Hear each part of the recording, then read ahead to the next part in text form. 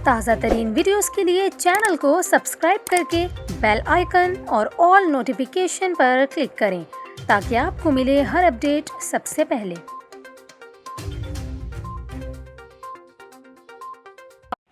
और यहाँ पर आपको अफसोसनाक खबर दें, मोटरवे M2 पर धुंध के बायस मुतअद्दिद गाड़ियाँ आपस में टकरा गईं। आपको बताएं, शेखुपुरा मोटरवे M2 पर काला शकाकू इंटरचेंज के करीब धुंध के बायस मुतअद्दिद गाड़ियाँ आपस में टकरा गईं, जिसके नतीजे में 16 अफराद जख्मी हो गए। मोटरवे हुकाम के मुताबिक हादसा मोटरवे और लाहौर रोड पर खानपुर नहर अपर चिनाब के करीब हुए। हादसा शदीद धुंध के बायस पेश आए। इत्तला मिलने पर फौरी इमदादी कार्रवाइयाँ की गईं और जख्मियों को तिब्बी इमदाद के लिए करीबी अस्पताल मुंतकिल कर दिया गया है। हुकाम ने बताया कि हादसे के बायस कई गाड़ियों को नुकसान पहुंचा, जिसके बायस ट्रैफिक की रवानी भी मुअत्तल हुई।